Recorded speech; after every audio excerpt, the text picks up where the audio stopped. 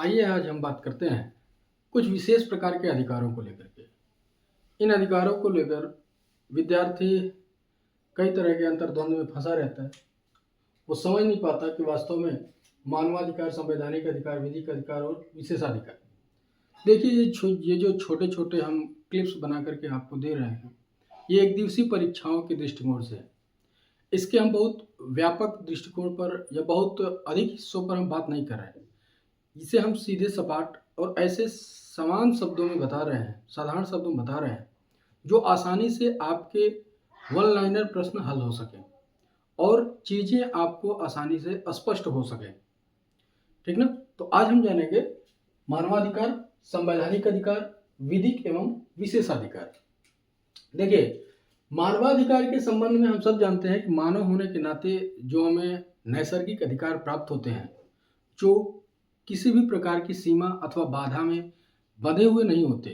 ये किसी राज्य की सीमा, ये किसी देश की सीमा, किसी क्षेत्र की सीमा, इन सब से जो ऊपर होते हैं, जो इस धरती पर मानव जाति के होने के कारण हमें प्राप्त होते हैं, उसे हम मानवाधिकार कहते हैं।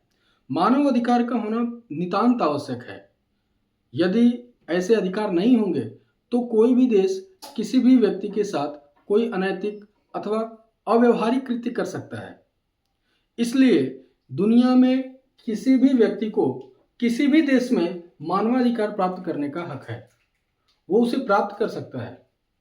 इसके इतिहास पर अगर दृष्टिकोण डालें या इसके इतिहास पर अगर दृष्टि डालें तो दूसरे विश्व युद्ध में जो भयानक तरीके से रक्तपात हुआ, लोगों के जन हानि हुई, उसे देखते हुए 10 दिसंबर 1948 को संयुक्त राष्ट्र के जो सुरक्षा परिषद है, संयुक्त राष्ट्र की जो महासभा है, संयुक्त राष्ट्र महासभा, उसने 10 दिसंबर 1948 को मानवाधिकार को लेकर के एक विशेष प्रपत्र जारी किए और उन्हीं के आधार पर देश के मानवाधिकारों को, दुनिया में मानवाधिकारों की व्याख्या की गई।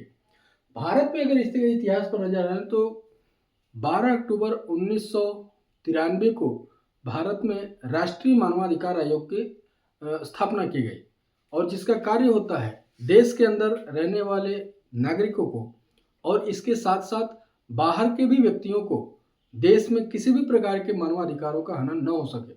वह व्यक्ति किस प्रवृत्ति का है, किस जाति का है, किस रंग का है, किस रूप का है या किस क्षेत्र का है, किस लिंग का है, सभी प्रकार के व्यक्तियों का और देश के रहने वाले निवासियों का मानवाधिकार हनन न हो, इसे ध्यान में रखते हुए ऐसे जो अधिकार प्रदान किए जाते हैं उसे मानवाधिकार कहते हैं। एक शब्दों में अगर हम कहें तो मानव होने के नाते प्राप्त हमें जो अधिकार होते हैं वो मानवाधिकार होते हैं। इस पर किसी भी देश की सीमा अथवा किसी भी देश के व्यवस्था का कोई भी नियंत्रण नहीं होता। दूसरी हम बात करते हैं संवैधानिक अधिकार। ये एक प्रकार का राजनीतिक अधिकार है। संवैधानिक अधिकार का अर्थ है कि वे अधिकार जो हम संविधान के आधार पर प्राप्त करते हैं उसे हम संवैधानिक अधिकार कहते हैं।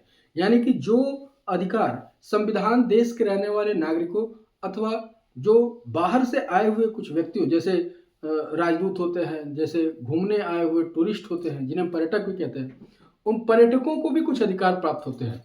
तो हमारा संविधान जिस प्रकार के अधिकार देता है या संविधान के द्वारा हम जो अधिकार प्राप्त करते हैं उसे हम संवैधानिक अधिकार कहते हैं। तो दोनों बातें स्पष्ट हुई थी। मानव होने के नाते हमें जो अधिकार प्राप्त होते हैं मानवाधिकार, और संविधान जो हमें अधिकार प्रदान करता है उसे हम संवैधानिक अधिकार कहते हैं। इसके बाद हम बात करते हैं विधिक अधिकार।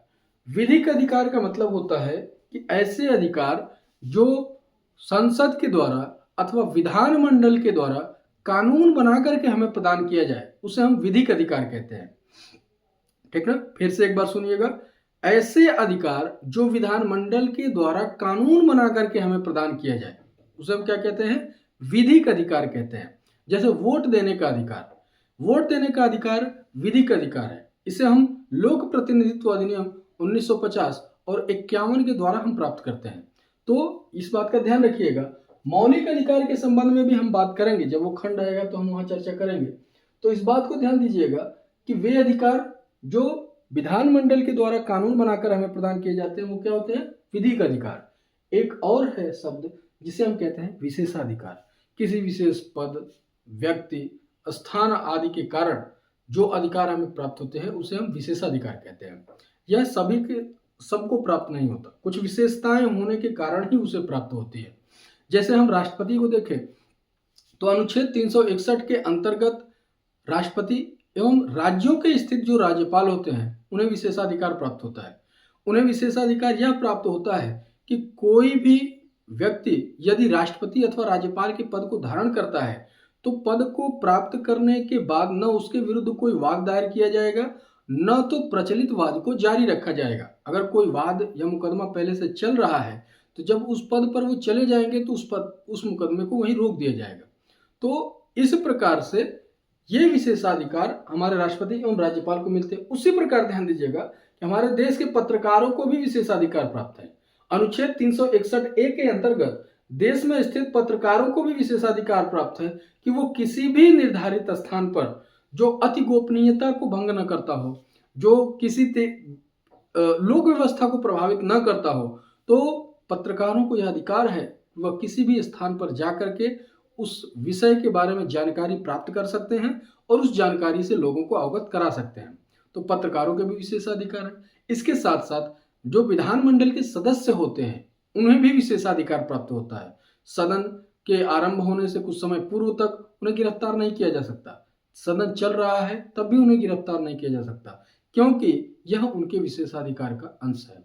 तो हमने जाना कि मानवाधिकार किसे कहते हैं। मानव होने के नाते संवैधानिक अधिकार, संविधान अपने नागरिकों या अपने देश के सीमा के अंदर जो अधिकार प्रदान करता है उसे हम संवैधानिक अधिकार कहते हैं। विधिक अधिकार यानी कि जो विधानमंडल है, जिन्हें हम कहते हैं केंद्र में संसद कहते हैं और राज्य में विधानमंडल कहते हैं। तो संसद के द्वारा कानून बना करके अथवा राज्य में विधानसभा, विधान परिषद के द्वारा कानून बना करके हमें जो अधिकार प्रदान किए जाते हैं उसे हम विधिक अधिकार कहते हैं।